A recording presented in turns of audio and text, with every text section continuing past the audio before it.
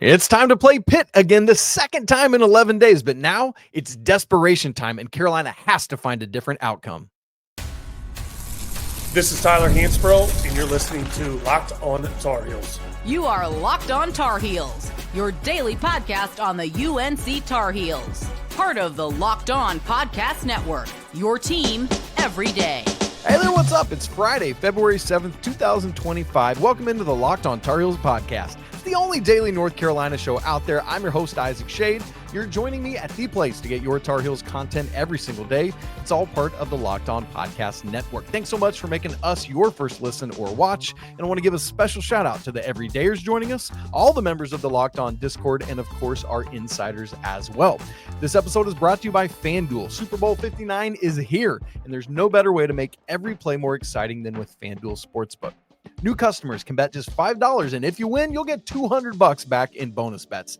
Download the app or head to FanDuel.com to get started. Hey, it's Friday. We got our guy, Coach Bill Robinson, with us, coming off another victory. The Milligan Buffaloes are now 8-9. That's Coach's role, the head coach of the Milligan University Buffs. Great stuff. They're wrapping up their regular season here in the next couple of weeks, and things are going very well. If you have not bought or checked out Coach's book, Carolina Basketball School, you need to do it today. Don't miss out on that.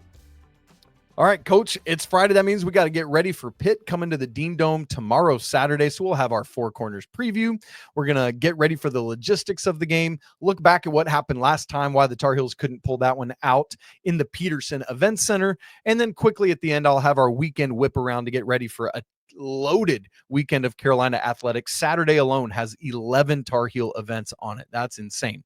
So, Coach, where I want to start is kind of at the general level. Carolina just played this exact same team 11 days ago, last Tuesday. What is the difficulty in playing a team twice in such close proximity? Yeah, we had a similar situation this year on the road. Played CIU, and then 2 weeks later played them again at home. The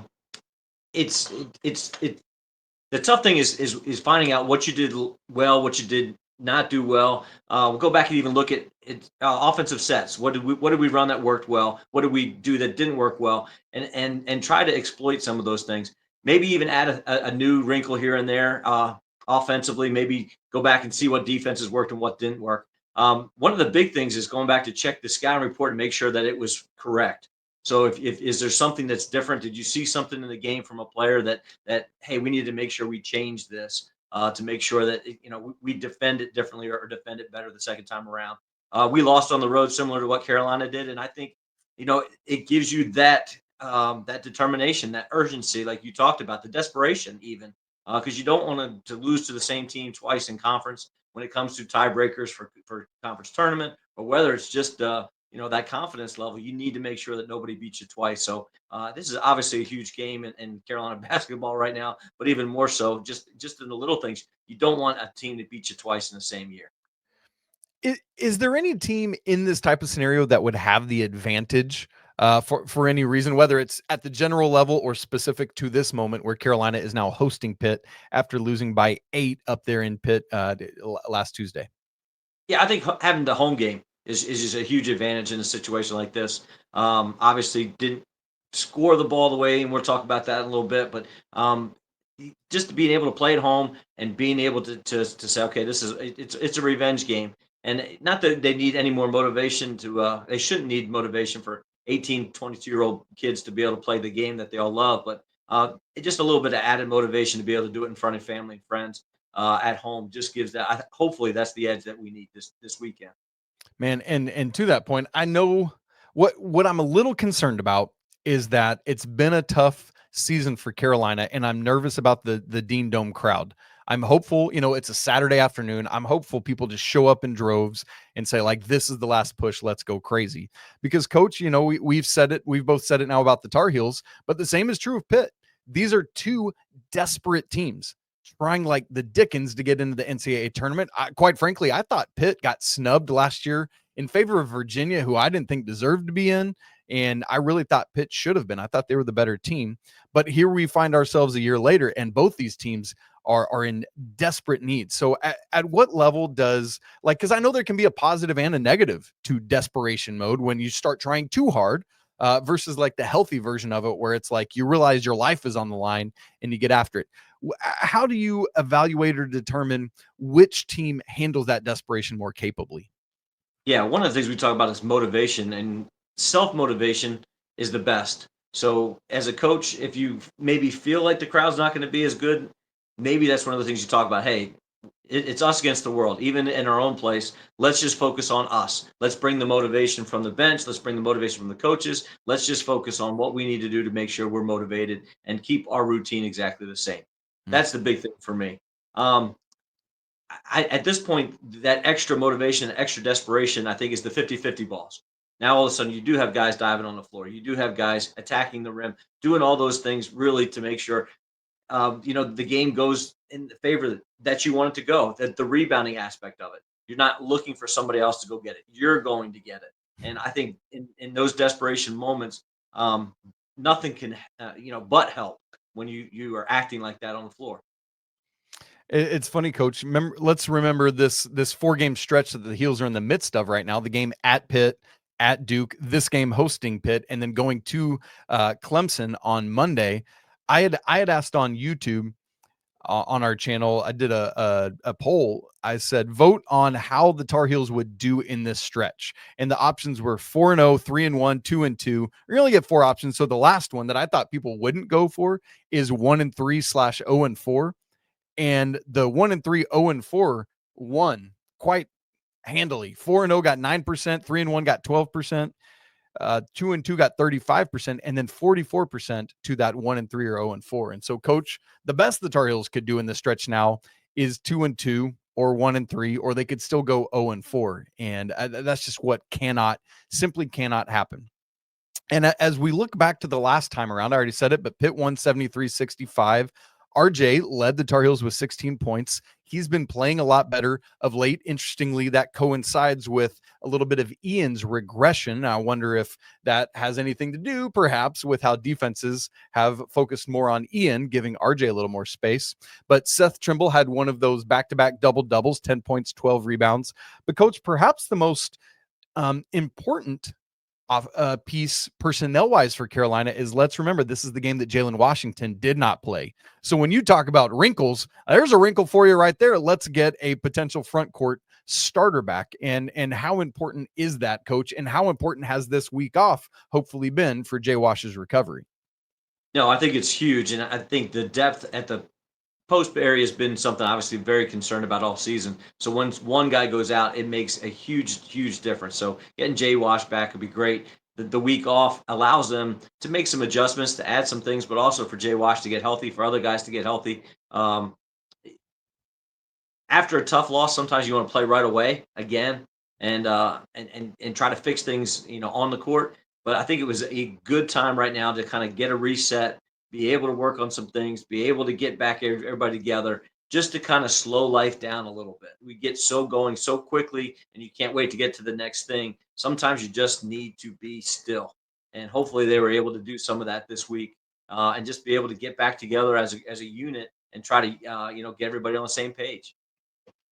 Man, very good stuff. And I am curious to see, obviously in the Duke game, Jay Wash was back, but still rolled with that lineup that had Venell and Lubin at the starting at the 5, and Ian Jackson basically the starting 4. So I'm curious to see what quintet Coach Davis goes with to start this game. That could certainly be one of those wrinkles. Speaking of which, we got to get to our 4 corners preview of this game. Coach and I have each come up with 2. We're going to hit you with those, including, might Carolina revisit that zone we saw in Cameron last Saturday? We'll get to all that and more coming up in just a second.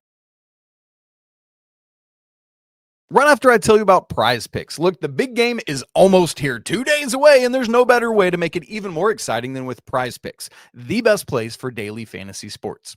With over 10 million members and billions in winnings awarded, PrizePicks makes it fun and simple to get in on the action. Here's how it works. You are given a couple players and their stat projections. You just pick more or less on those, and if you're right, you could win up to 1,000 times your cash.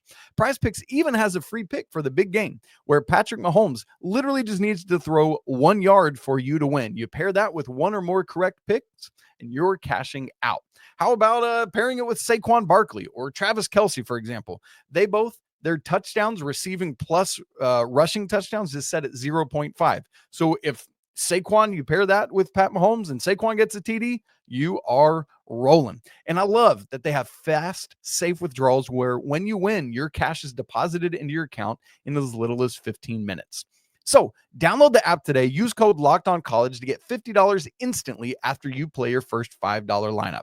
Again, that's code LOCKEDONCollege for $50 instantly after your first $5 lineup. PrizePicks, run your game. It's time for the Four Corners preview, where we get you ready for this game with four things specifically that we're going to be watching to hopefully make you a more educated and informed fan. And you can say, oh, look at that wrinkle they just threw out. Yeah, they are paying attention to that. Things like that. And so Coach Rob is going to kick us off today. Coach Rob, what is the first thing on our Four Corners preview? I want to see how the zone is progressing. I want to see, Coach Davis has talked about, making that big, more of an emphasis here down the stretch. And I'm curious to see how that goes. If the 4-guard lineup stays, are we going to stay in some kind of zone to be able to try to counteract the length of Pitt and things like that? So that's the biggest thing for me. I want to see some defensive adjustments. Didn't give up a lot of points. I mean, 73 points against Pitt last time. You should win that game if you only give up 73. But I'd like to see some of those adjustments and see if it's real. Yeah, man, I was so glad to finally see that. You in particular have been asking for that all season long, and we got to see it against Duke. But we didn't see it until Carolina was already down 15. I would like to see it while the game is still competitive, right? Like, use it not just as a last-ditch effort, use it as a strategic and critical part of your defensive plan for the Tar Heels. And I am curious, Coach, you mentioned, would it be with like the guards to try to mitigate some things? Carolina, I mean, utilized it. I remember a big chunk of those possessions in the second half against Duke were with Cade, with Jay Witt, and Van Allen Lubin manning the center, and then the bottom three of that 2-3 zone. So really curious to see when Carolina goes to it and what personnel they would be in. Number 2 in the Four Corners preview, Carolina has got to get to the free throw line. This is both a big picture issue and a Pitt specific issue. Here's what I mean. Coach Pack and I talked about on yesterday's show that in the first 16 games of the season, Carolina was averaging 24-something free throw attempts a game. I think it was 24 and a quarter free throw attempts a game. In the last 7 games, Carolina has attempted I think it's 15.9 if I'm getting the decimal correct, but it's 15-something. That means you're down 8 to 10 free throw attempts per game on average through this last stretch. That's not good enough, because that is a place where the Tar Heels have to make a living, is at the free throw line. They got to get into the paint, got to get to the rim and either finish or get fouled. In particular, in the first game against Pitt, Carolina, for the game, this is not the first half, this is not the second half, this is not one player. Across the entire game, Coach attempted just 9 free throws, and they only made 6 of them. If you're going to attempt 9, you darn well better hit them all. Seth Trimble himself attempted 5 of those 9 free throws. The other 4, 2 to RJ, 2 to Ian Jackson. Or excuse me, no. Ian Jackson had none. Drake Powell had 2 of them. So we got to get Ian going downhill, getting to the rim. We got to have guys attacking, getting into the lane. As you notice, none of those were for front court players. I guess, Drake Powell slots in as the 4, but you get my point there. It's not traditional front court players. Got to get to the rim more. Got to get to the free throw line more. Coach, what are you looking for there? I did notice that Ian Jackson's only shot 10 free throws in the last 5 games. And he had a season where he had 11 free throws in a game. So, yeah, they're huge, red flags when you just don't see. And that's, again, back to the urgency we talked about before, getting guys downhill, attacking, getting stops, and being able to play in transition, play faster. You've got to get stops to play faster. And I think those are the type of things that getting to the free throw line will allow us to be more successful.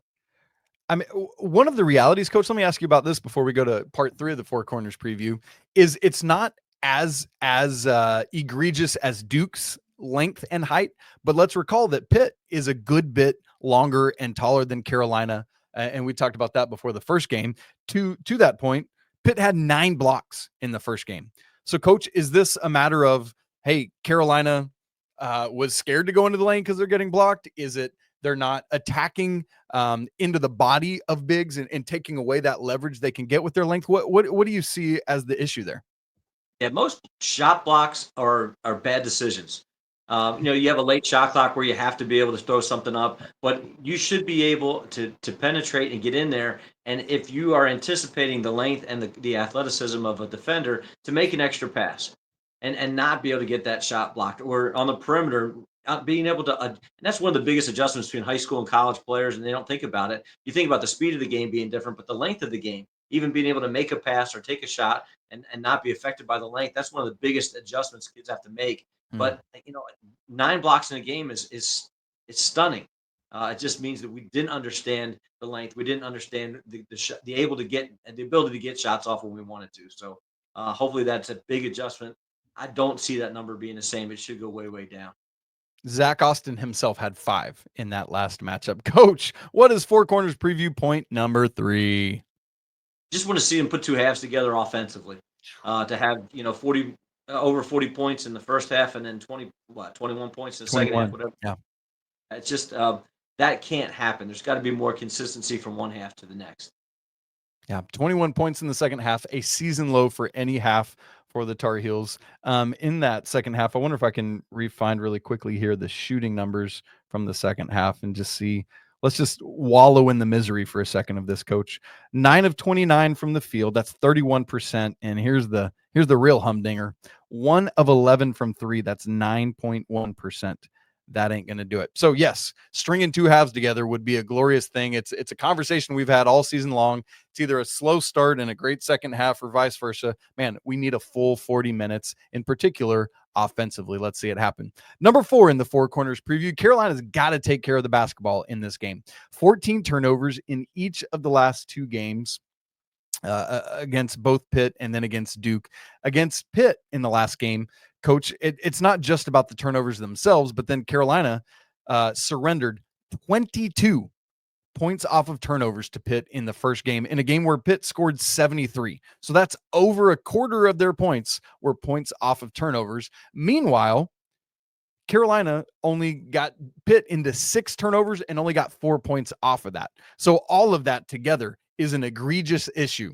14 turnovers leading to 22 points while you only got 4 points off of turnovers. Coach, that's the difference in a ball game right there.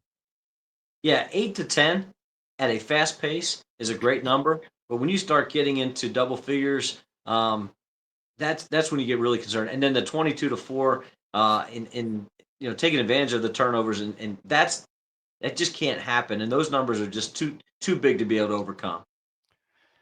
And it was pretty similar against Duke. I was trying to remind myself. I mean, I remembered it was 14 turnovers, but a similar thing. Duke had 8 turnovers. Duke had 19 points off of those turnovers to Carolina's 7. And so that's got to come down, Coach. And the issue, it's got to be in the backcourt. Elliot has to not turn the ball over. 4 of those 14 turnovers against Pitt were Elliot, 5 of the 14 against Duke. And so just really got to rein those in. And I know it's not just him, right? That's a team effort, but your point guard has to be the guy taking care of things. And that's what we got to see. All right, Coach, that's the Four Corners preview. We still got to get to a little more about this game. Let's just find out what Pitt's been doing since they played Carolina, what's going on with their personnel, and just look at, we've got 9 games left in the regular season. What kind of wrinkles are we looking for? And then I'm going to speed through. Coach, I want a Super Bowl, a big game prediction from you, and then I'll give us the weekend whip around very quickly, letting you all know what's going on in Carolina athletics this weekend. We'll do all of that coming up in just a second. Right after I tell you about FanDuel, Super Bowl 59 is here. 1 game, 2 teams, endless possibilities. And there's no better way to make every play more exciting than with FanDuel Sportsbook. Whether it's predicting the first touchdown, calling the MVP, or even betting on the coin toss, FanDuel makes it easy to get in on that action. With live betting all game long, you can adjust your bets as the game unfolds and feel the thrill from kickoff all the way until the final whistle. The live betting feature lets you stay involved no matter what happens on the field. And the app, man, it's really easy to navigate. Plus, knowing that you can place a $5 bet and potentially win $200 in bonus bets for the Super Bowl, man, that's the icing on the cake. Just the straight up spread in this game game, the Chiefs are favored by 1.5 points, meaning they would be the first time ever three-peat champion in Super Bowl history. So download the app or head on over to FanDuel.com to get started. Bet just $5, and if you win, you'll get $200 in bonus bets. That's FanDuel.com. Bet with FanDuel, official partner of Super Bowl 59. All right, Coach, we want to do a little more getting ready specifically for this Pitt game, but I do want to zoom out a little bit first. Carolina is just over the halfway point of the ACC slate. It feels like this week off between Duke and Pitt could not have come at a better time. We're lost 4 of 5, the lone win being an overtime miracle against Boston College. So, Coach, the thing I've been thinking on is you got 9 games left to get things right. But you don't have 9 games to figure those things out, right? Like that's got to start immediately right now. We've hinted at some of these and talked about some of these, but what are some of those wrinkles that you would like to see coming out of this week off? I think some of the wrinkles defensively, I'd love to be able to see a little bit more trapping, a little bit more up tempo. We've been asking for that all year. Yeah. But offensively, playing a team a second time, maybe putting some new sets in. And we always like to save a couple new things. Something, that maybe has worked really well in practice that we haven't really rolled out yet. And when you have a whole week to do that, you have time to be able to do it and get it to where it's efficient in practice and everybody's on the same page. And that's what I'm hoping to see. Hoping to see some new things and hopefully maybe, getting to attack the rim a little bit more and get to the free throw line like we talked about. And, in the same way that in the first game, Pitt was just getting Damian Dunn back from injury, who, by the way, I thought his defense was one of the most critical factors in round 1 of this matchup. Carolina now has that element of not necessarily surprise because Pitt knows J-Wash will be back, but it's like we're now the team that gets to introduce a new player that wasn't part of the first matchup. So that'll be a thing as well. Coach, I also want to ask, both in this game and in this 9-game stretch to end the regular season, who was if you could identify the singular most critical player for this team, who was it and why? For me, it's Ian Jackson right now. He went through that stretch where he was great. He had 7 games, 18 plus, points per game, and was really looking like he was becoming an elite scorer. And then these last 5, he hasn't been as great. He's had 1 double-figure game. His 3-point percentage is way down. I think he's 5 for 22 in his last 5. We talked about him, limited times getting to the free throw line. So he's got to step back up. He's got to be that guy he was, a few weeks ago. If they're going to make a run here, and they need to make a run now, and it's got to be him. Yeah, I love that. And especially at a time when RJ is really getting going. While Ian has dropped off, RJ is shooting 41% in those same 5 games from 3. And so, man, if the two of them could be rolling together, that could alone make a world of difference. And so I'm curious, Coach, kind of combining these last 2 conversations we've had, if this week off has given the staff and Ian a chance to look at what's been different in these last 5 games and what could we adjust for Ian. All right, here's the details of the game. Carolina hosting Pitt tomorrow, Saturday, February 8th in the Smith Center there at Chapel Hill, 4 p.m. This game's on ESPN. FanDuel line isn't out yet as Coach and I record this, but the Heels are favored by 4 at KenPom. Right now, Pitt is 47th in the net. Carolina just ahead at 45. This is a quad 2 game. That's good news there. This is a good resume win if you can get it. And thankfully, not a resume if you drop it, but you got to win it. Carolina is 45th at Pitt is 45th at KenPom. Heels are 40. As a reminder, Pitt's offense is stronger than its defense. 22nd in offensive efficiency, 89th in D. In the 2 games since they played Carolina, Coach, this is so frustrating and annoying. They lost at Wake Forest 76-74, and then somehow got blitzed at home to Virginia on Monday, 73-57. It just does not make sense. Pitt has lost 6 of their last 8. So they, again, going back to the desperation, Coach, they're going to be feeling that in a big way, trying to come back from those losses here. Yeah, and again, the desperation you talked about, who ends up playing better with that desperation and that energy, the urgency. It's got to be an urgency from the opening tip, and I think it's going to be very obvious that first 5 minutes exactly who is maybe feeling more urgent at this time. Oh, well, looking back at what Pitt did last time, Jalen Lowe led the way for the Panthers with 18, But man, Zach Austin, Ish Leggett, Cam Corrin all had 14 plus points. So 4 different players scored 14 or more against Carolina. So you got to be able to shut that down. I'm really curious to see what the Tar Heels do defensively to try to take some of that away, whether it's honing in on Jalen Lowe, maybe Ish Leggett. Those are the 2 guys that actually scare me most offensively. Also, as we referenced earlier, Damian Dunn was all over the floor defensively. Got to find a way to mitigate that, to get back at that. The other thing is in the first game, Coach, Pitt rolled with Damian Dunn back with a different starting lineup, getting Dunn into that starting lineup instead of one of the Diaz-Graham twins who had been starting, and they've stuck with that same starting 5 in these 2 losses since. So I'm really curious to see, Coach, what Pitt does with that starting lineup. Let's make some predictions about this game. As I said, KenPom favors the Heels by 4. The specific score that they have is 80-76 Tar Heels. Coach, what are you going with here? Another 1-score affair? No, I think the Heels are going to win this one. I really feel good about being home and playing an opponent the second time, and I got the Heels winning by 10. Ooh, okay. I like that. I was going to go a close number to that. I got by 8. Carolina 85, Pitt 77 is my prediction for this game. I don't care how much it is. Let's just get a W, for crying out loud. And then we can be happy this weekend ahead of a critical matchup. Remember, quick turnaround to being at Clemson on Monday night. A Clemson team usually, we talked about this on yesterday's show, Coach. Usually when we have these Saturday, Monday turnarounds, one's at home, one's on the road. Clemson is at home for both of these. Of course, they play Duke on Saturday, though. So, I guess we'll allow them that. All right, Coach, give me a big game prediction for Sunday night. We got the Eagles and the Chiefs. Are we going to have a three-peat, or is it going to be the team kind of from your neck of the woods? The first uniform my parents ever gave me, a NFL uniform, was a Kansas City Chiefs uniform, and I am tired of the Chiefs. I'm tired of them. My mom's been an Eagles fan my whole life, and I hope to see the Eagles win it. I don't want to see the three-peat, and I would love my mom to be happy on Sunday night. So I've got the Eagles. I've got them 28-21, and I'm really looking for Saquon and Jalen Hurts to have a big night, and the defense to slow down Mahomes. Yeah, wouldn't it be so crazy? The Chiefs have been so good in all these one-score games all season. Wouldn't it be crazy if this was the one-score game that tripped them up? That would be something. I live 2 hours south of Kansas City, so we've kind of adopted the Chiefs as an adopted NFL team. So I'm certainly cheering for them. But I will say this: Saquon Barkley was very good to my fantasy team this year. Jalen Hurts was very good to my fantasy team this year. That was my quarterback and my running back. And so as a way of saying thanks to them, I wouldn't mind it. And also, Coach, just to kind of stick it to the Giants, who they just bungled this whole thing with trying to keep Saquon.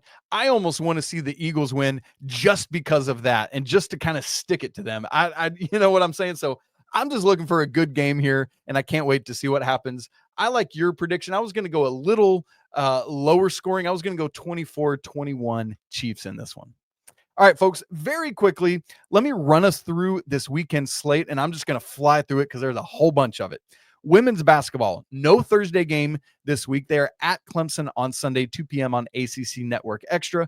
Baseball hasn't started yet, but softball has a bunch of games this weekend. It's kind of a tournament at Auburn, but they also play App State and Southern Illinois as well. 2 games on Friday, 2 games on Saturday, and then Auburn again on Sunday. I'm not going to run all the way through the details of that. Wrestling is at Pitt tonight at 7 p.m. on ACC Network Extra. So you know what, wrestling team? Get the weekend started against Pitt on the right foot. Let's abolish them, take all their hope away, and then they'll just not even show up for Saturday's basketball game. Probably the biggest sporting thing that's going on for Carolina this weekend is the women's tennis team is at the ITA Indoor Team National Championships. They are the 2 seed on the left side of the bracket. They start play today, 1 p.m. against Pepperdine, the Waves, and that's going to be on campus at Northwestern. And remember, this is a championship, so that goes all the way through Tuesday. More if they keep winning. If they win, they will face the winner of Tennessee and Virginia on Saturday. And so also as a reminder, the Tar Heels have won the national championship in this event 4 of the last 5 years. Following last year, Oklahoma State won it, but they had won everything before that. Men's tennis is at UGA Sunday, 1 p.m. Women's lacrosse host number 18, James Madison, today at 5 ACC Network Extra. And then they're at Liberty on Sunday, 1 p.m. ESPN Plus. Men's lacrosse is hosting Michigan tomorrow, Saturday noon on ACC Network Extra. Swimming and diving has the UNC Invitational starting yesterday, Thursday, going through Saturday. And then there's a diving event going on at Virginia Tech that starts today and runs through Sunday. Gymnastics hosting Clemson on Sunday afternoon, 3:45. That's on ACC Network. Track and field similarly has 2 events. The East Coast Invitational starts today, goes through tomorrow. And then the Virginia Tech Doc Hale Elite also starts today and goes through tomorrow. Fencing, I don't know how to say this word, but they're at the Beguinet Classic tomorrow at Duke. That's all day. And then Sunday back here in Chapel Hill for the Miller Invitational. No women's golf this weekend, but Coach, I'm down with this. The men's golf team is out in Hawaii at the Amer Ari Invitational, started yesterday and running on through the weekend a little bit. Coach, that is a loaded slate for Tar Heel Athletics this weekend. Oh, it's huge. And what a great time of year. One of my favorite stories about Coach Williams is after the season ended, he'd go to every spring sport and go just be part of it. And what a great time for Tar Heel Athletics. Man, it is fun to look at that composite calendar and just see it's loaded. We haven't even started baseball yet, and it should be another year for Scott Forbes' crew. The Diamond Heels will be keeping a lot of tabs on that as well. Man, great to be with you, Coach. Good luck this weekend. I know your Buffs are back in action again, folks. If you haven't checked out Coach's book, Carolina Basketball School, go pick that up on Amazon even today. If you haven't subscribed to our show on video and audio, make sure you do that. We are now less than 200 subscribers away on YouTube from 10,000. You all are insane and incredible. Thank you. If you haven't subscribed yet, hit that subscribe button right now. Join us on the Locked On Tar Heels Discord, a place where there's a whole bunch of great Tar Heels fans just hanging out, having a great conversation. That'll be off and going tomorrow during the game. During the game? I said that word weird, but we'd love to have you there. That link is in the show notes. If you want to go even deeper, join the Locked On Tar Heels Insiders program, where you get direct access to me and other great perks as well. A great way to help support our show and what we're doing. It's always a great day to be a Tar Heel. We'll be back with you tomorrow after the game for a live postcast reaction. But until then, Coach, peace.